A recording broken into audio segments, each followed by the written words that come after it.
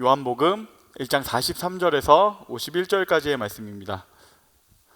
요한복음 1장 43절에서 51절까지의 이 말씀, 저 한 절, 여러분 한 절, 그리고 마지막 51절은 함께 읽도록 하겠습니다.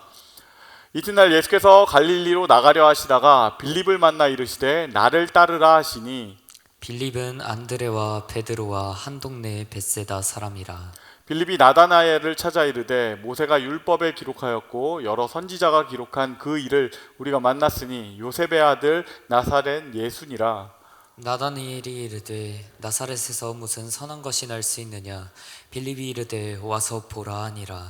예수께서 나다나엘이 자기에게 오는 것을 보시고 그를 가리켜 이르시되 보라, 이는 참으로 이스라엘 사람이라. 그 속에 간사한 것이 없도다. 나다니엘이 이르되 어떻게 나를 아시나이까. 예수께서 대답하여 이르시되 빌립이 너를 부르기 전에 내가 무화과나무 아래에 있을 때에 보았노라. 나다나엘이 대답하되 랍비여, 당신은 하나님의 아들이시요 당신은 이스라엘의 임금 1호소이다. 예수께서 대답하여 이르시되 내가 너를 무화과나무 아래서 보았다 하므로 믿느냐. 이보다 더 큰 일을 보리라. 함께 읽겠습니다. 또 또 이르시되 이르시되 진실로 진실로 너희에게 이르노니 하늘이 열리고 하나님의 사자들이 인자 위에 오르락 내리락 하는 것을 보리라 하시니라. 아멘. 아멘. 고맙습니다. 저는 청년무성기는 금교주 목사입니다. 오늘 우리가 함께 나눌 말씀의 제목은 그 무화과 나무 아래, 그 무화과 나무 아래라는 제목으로 말씀 나누려고 합니다. 어제까지 수련회가 쭉 계속됐었죠. 그래서 늘 그건 있어요. 그 수련회가 있고 나면 되게 은혜의 시간이고 너무 좋긴 한데, 뭔가 교회 총 질량 법칙 같은 게 있어가지고 한 주에 3번 이상 교회를 오면 죽는 그런 병들이 있거든요. 근데 그래서 꼭 수련회가 있는 주에 오히려 출석률이 좀 적어지고 하곤 해요. 근데 오늘 보니까 그 힘든 병을 다 이기시고 이렇게 참여해 주셨는데, 우리 옆 사람들한테 야, 진짜 잘 왔다, 함께 할 수 있어서 너무 좋다라고 서로 이렇게 격려해 주셨으면 좋겠습니다. 오늘 본문은요, 예수님께서 제자들을 부르시는 장면이에요. 예수님께서 베드로, 안드레, 빌립 이렇게 차례 부르시는 장면이에요. 그리고 결정적으로 누굴 부르시냐? 나다나엘이 예수님께로 나아오는 장면이죠. 이 장면에서 빌립이 예수님을 먼저 만나고서 자기 친구 나다나엘에게 이렇게 말합니다. 나다나엘, 내가 진짜 중요한 분을 만났어. 이분은 진짜 내 인생을 완전 바꿔버릴 분이야. 우리가 계속 기다리고 고대하던 그분이야. 드디어 그분을 만났어. 우리 같이 가서 그분을 만나자. 그분은 나사렛에서 오신 예수님이란 분이야. 그러니까 나다나엘이 무슨 나사렛에서 뭐 대단한 그 촌동네에서 뭐가 난다 그래. 쓸데없는 소리 하지 마. 근데 빌립이 막 너무 가슴이 타는 거야. 아니야. 그래서 야, 한번 와서 봐봐 라고 이렇게 얘기를 해요. 여기서 와서 봐봐, 이게 저는 되게 한국적이라는 느낌이에요. 우리도 뭐 이렇게 얘기하다가 하다 안 되면 야, 한번 와서 봐봐, 그냥 와서 봐봐 이렇게 하잖아요. 되게 투박한 한마디예요. 이 장면에 사실은 이게 전도 아닙니까? 빌립이 이렇게 나다나에게 전도하는 장면을 보면요, 저는 그게 생각나요. 20세기에 굉장히 유명한 무신론자 철학자 앤서니 플루라는 사람이 있어요. 근데 그분이 한날은 이렇게 택시를 타고 길을 가고 있었는데, 택시를 어떤 할머니 한 분하고 같이 합석하게 됐대요. 그래서 그분이 딱 나중에 타시더니 이제 이 앤서니 플루가 누군지 모르니까 딱 보고 전도를 하려고 하셨나 봐요. 그래서 총각, 혹시 예수 믿어? 이렇게 물어보시더래요. 근데 앤서니 플루가 누굽니까? 유명한 무신론자고 얼마나 많은 지식을 가진 사람이에요. 그래서 그 얘기를 듣자마자 신 존재 증명부터 시작해서 왜 신은 없을 수밖에 없는지에 대해서 논리적으로 빠삭하게 막 설명을 쫙 해줬대요. 그러니까 근데 이걸 듣는데 이 할머니께서 이것에 반박할 만큼의 어떤 지식이나 뭐 이런 것들이 있는 분은 아니었던 거죠. 그러니까 그분이 듣다가, 그렇지만 마음에는 결국에는 간절함은 있으니까 마지막에 가서는 그래도 하나님이 총각을 사랑하네 하고 팍 이렇게 문을 닫고 내렸대요. 사실 그 순간에 앤서니 플루는 느낌에 그런 생각이 들었대요. 이거는 지적인 논쟁의 영역이 아니구나. 뭔지 모르겠지만 저 할머니의 말에 뭔가가 있다, 이렇게 느껴서 한 번쯤은 한번 가볼까라고 생각해서 교회 문을 두드리게 됐고 나중에는 기독교인이 됐다고 합니다. 때로는 우리의 전도라는 게 굉장히 뭐 이렇게 근사하게 누군가를 설득해내는 말이 아니라 그냥 좀 투박한, 근데 저희 진심 어린, 빌립이 그렇게 하죠. 와서 봐봐. 그런 것이 진짜 강력할 때가 있다라는 것이죠. 빌립의 이 간절한 마음이 통해져서 나다나엘이 너무 간절하니까 그래 한 번만 가볼까? 내 친한 친구 빌립이 이렇게까지 말하니까 한 번은 가볼까 해서 가보게 됩니다. 그래서 예수님을 만나러 나다나엘이 딱 갔는데 예수님이 나다나엘을 보자마자 딱 이렇게 말씀하시는 거예요. 이는 참 이스라엘 사람이요 그 안에 거짓된 것이 없다. 그러자 나다나엘이 당신이 나를 어떻게 아십니까? 그러니까 주님이 말씀하세요. 빌립이 너를 불러서 여기 오기 전에 내가 무화과 나무 아래에 있을 때 내가 너를 봤다. 이 얘기를 딱 듣자마자 나다나엘이 주는 그리스도이십니다. 당신은 이스라엘의 왕이십니다. 당신이 메시아입니다 하고 그냥 바로 그 자리에서 납작 엎드려요. 너무 전개가 빠르죠. 지금까지 완전 원치 않고 아니라고 생각했던 사람이 어떻게 한순간에 이렇게 다 뒤집어집니까? 그러니까 우리는 이 장면에서 당연히 궁금해지는 게 하나 있어요. 그건 뭐냐면 예수님은 그 무화과 나무 아래에서 대체 뭘 보신 거지? 예수님이 빌립이 대체 무화과 나무 아래에서 뭘 하는 걸 보신 거지? 이런 생각이 드는 거죠. 그런데 생각해 보세요. 제가 좀 삐딱한 걸 수도 있지만 그냥 보신 걸 수도 있잖아요. 그냥 동네에서 유명한 무화과 나무일 수도 있잖아요. 랜드마크 같은 거 있잖아요. 그래서 나 지하철에서 봤어 같은 느낌으로 내가 널 봤다 이렇게 하실 수도 있는 거잖아요. 그런데 어떻게 이렇게 한순간에 딱 완전 모든 게 바뀌어서 납작 엎드려서 당신이 그리스도십니다 이렇게 얘기를 하는가? 그러니까 우린 더 궁금해져요. 대체 이건 뭐지? 뭐라고 얘기하신 거지? 그 무화과 나무에서 무슨 일이 있었던 거지? 막 궁금한데 성경이 너무 불친절해요. 설명을 안 해요. 하나도 알려줘요. 뭔데? 너무 궁금하게 만들어 놓고 말해주지 않아요. 성경에 이것보다 사실은 더 유명한 비밀스러운 얘기가 또 하나 있는데요. 요한복음 8장을 보면요, 가늠한 여인 이야기가 나옵니다. 사람들이요, 현장에서 가늠하다 잡힌 여인을 예수님께로 끌고 옵니다. 그리고서 예수님한테 막 말해요. 율법에는 이런 가늠한 여인은 돌로 치라고 되어 있는데 예수님, 이 여인 돌로 쳐야 되지 않겠습니까? 막 이렇게 얘기를 해요. 보니까 여인은 벌벌벌벌 떨면서 서 있어요. 근데 사람들이 막 저 여인 죽여야 되지 않겠습니까? 돌로 쳐야 되지 않겠습니까? 막 얘기를 하는데 예수님께서 한마디도 대답 안 하시고 가만히 앉아서 이렇게 땅바닥에 글씨를 쓰기 시작하세요.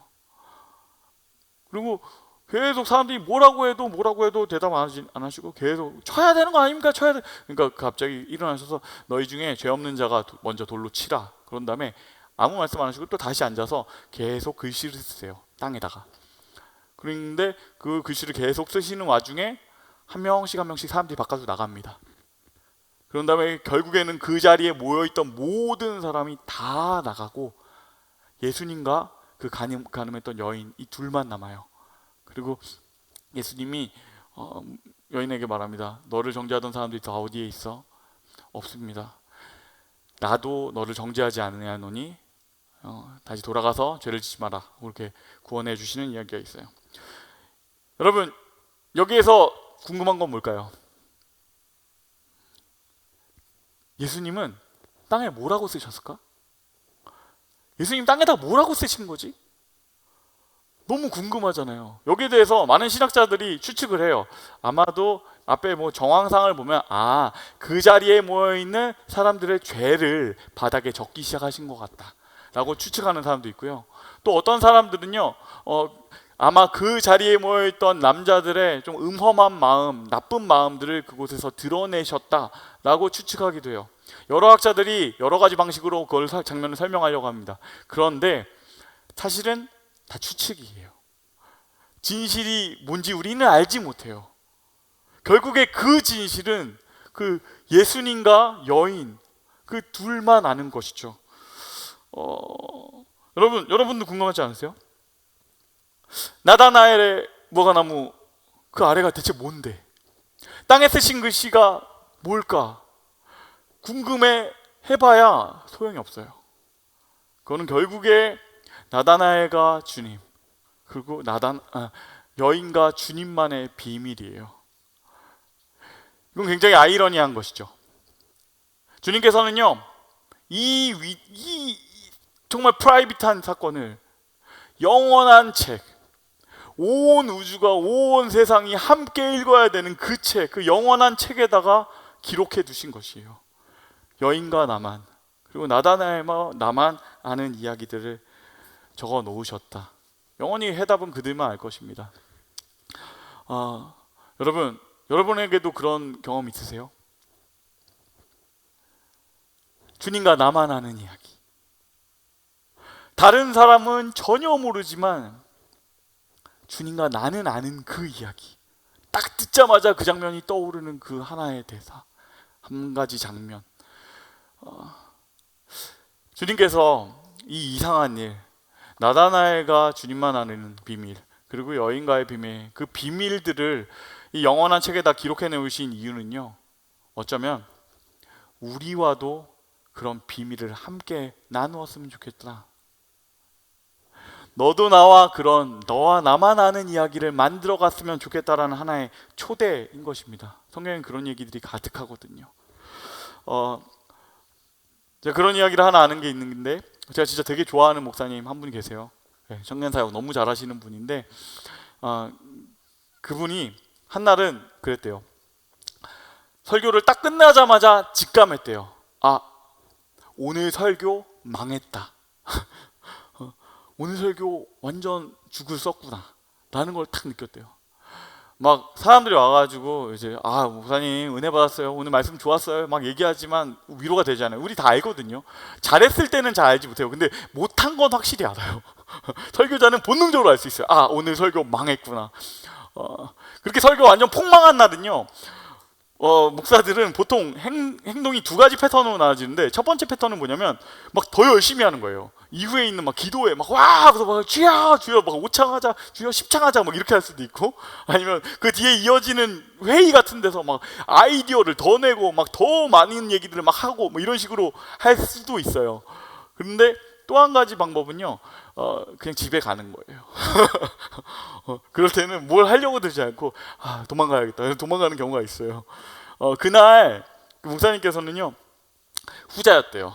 그래서 청년들한테 오늘은 제가 회의가 있지만 제가 오늘은 좀 집에 가서 기도를 하고 싶다는 마음이 있어서 집에 먼저 들어가 보도록 하겠습니다. 그리고 먼저 나왔대요. 그리고 차를 타고 집에 가는 이제 강변북로를 타고 쭉 가고 있는데, 쭉 한참을 가고 있는데 주님께서 조용히 마음에 물어보시는 것 같더래요. 이 목사, 오늘 설교가 어땠던 것 같아? 딱 그 얘기 듣는데 너무 서운하더래요. 잘했던 적도 있어요. 잘하는 날도 있단 말이에요. 그런데 꼭 이날, 이 목사 오늘 설교가 어땠던 것 같아? 그렇게 딱 하시는데 약간 마음이 반쯤은 약간 삐딱한 마음으로 이렇게 대답했대요. 주님께서 제가 어떻게 설교했는지를 아십니다 라고 이렇게 대답을 했대요. 그리고 이렇게 차 타고 그냥 계속해서 더 가고 있는데 주님께서 조용히 다시 한번 이렇게 마음에 물어보시는 거예요. 그런데 이 목사, 내가 자네한테 맡긴 가정은 잘 케어하고 있어? 딱 그 얘기를 듣는데 마음 가운데서 이 죽순 설교 준비하느라고 막 그거 잘 안 풀리니까 애들한테 온통 짜증내고 막 아내한테 짜증냈던 막 그런 일들이 막 머릿속에 떠오르는 거예요. 그리고 나서 지금 그렇게 해놓고 또 망해서 집으로 가는 이 모든 순간 가운데 애들에 대한 생각이, 우리 가족에 대한 생각이 하나도 없다는 걸 깨달았대요.